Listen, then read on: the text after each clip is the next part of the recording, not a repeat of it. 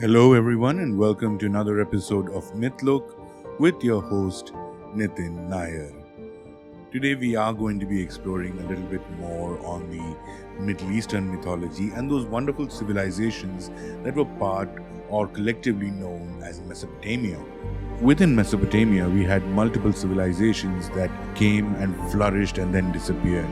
A couple of them are very popular and we know them a lot, like the Assyrian civilization, the Babylonian civilization, the Sumerian civilization, which later gave birth to the other different, more newer civilizations like the Persian civilization and the nomadic Arabian civilization, whom we today know as Bedouin civilization, etc. This whole area has been a treasure trove of mythology, cultures, and different belief systems that has been occurring throughout the years. So today we are going to be looking at Babylonian mythology and the god we all know as Nanna Suen.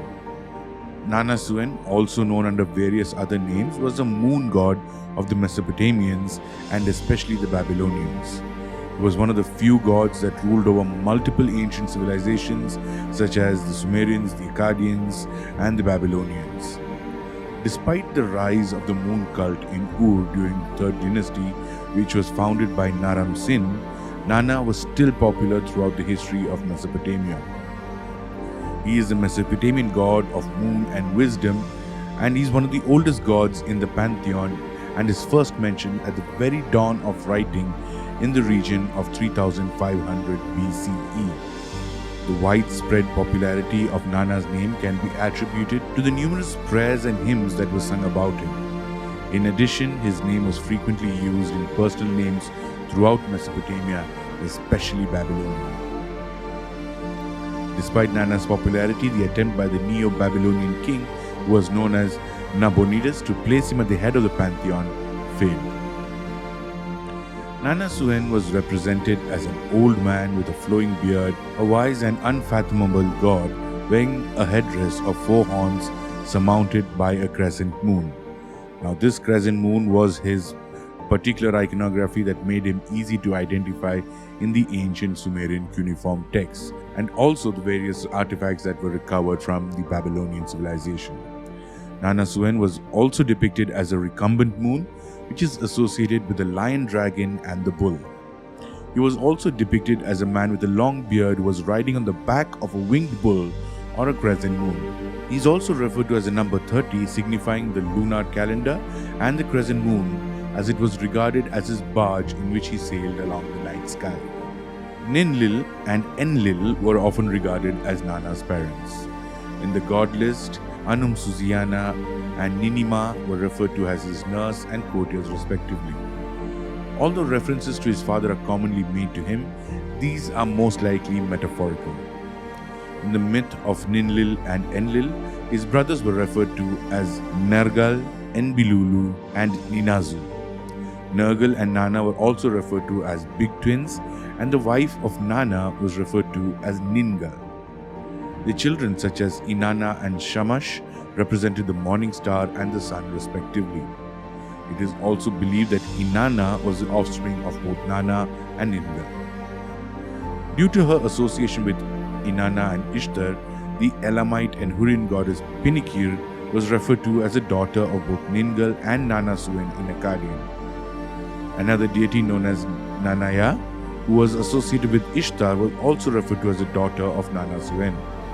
Among the other children of Nanna and Ningal that are commonly considered as the offspring of this deity are the goddess Amazu, Amarahia, Anum, and Naibalaga. These three were also known as the city god of Kiabrig and the city god of Kazallu. The spelling of the Nanna, which is both from Mesopotamian and Akkadian sources, was derived from the word Nanaru, which was an Akkadian word that meant light or illuminator.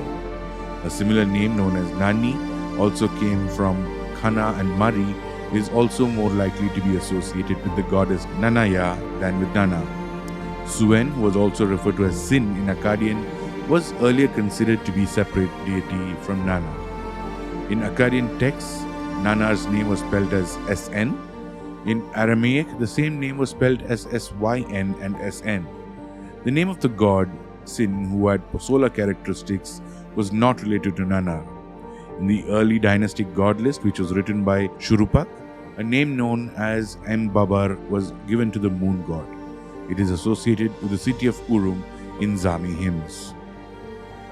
The diffusion of the moon religion was also evidenced by the frequent use of Nanna's name throughout personal names in all periods. The cosmic function of Nanna was closely related to the actions of humans. He was regarded as the creator of the moon, and he was also responsible for the month, the night, and the entire lunar calendar. His appearances and observances were also used to predict various events that would affect the people and the land. The phenomenon of the moon's constant rising and setting was also referred to in Akkadian as a fruit that comes from itself. An eclipse was regarded as a bad omen, and it was believed that it would spell trouble.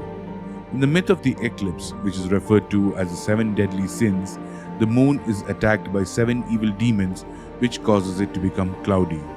Performing prayers and sacrifices were also said to help keep the moon from getting attacked again. In the prayers and hymns of the time, there is a tendency to ascribe a great deal of importance to Nanna due to his various qualities. He is regarded as a wise and righteous person who is the creator of all things, the leader of mankind, and the judge of heaven and earth. Nanna was also associated with royalty. He was able to confer royal status on kings through the presence of a divine halo, which was the same luminous blanket that was around the moon. Confusion over the distinction of the gods Nanna, Nanna Suen, Suen, and Sim have kept researchers busy, and most of them agree that this is the same god who was referred to by different names with the rise and fall of various civilizations in Mesopotamia. As you can see, there is a lot of confusion on these lines as well, very similar to what the researchers are facing with the Olmec civilization, whom we've extensively discussed here at Mythloc. As for now, we are just waiting to get more concrete evidence on who these gods are, or if they are one uniting god that spread across different civilizations, or whether they are individual entities on their own. We will bring this to you the moment we get confirmation anytime in the near future. Until then, this is your host Nitin Nair signing out by reminding you once again that Mythloc is the home of mythology.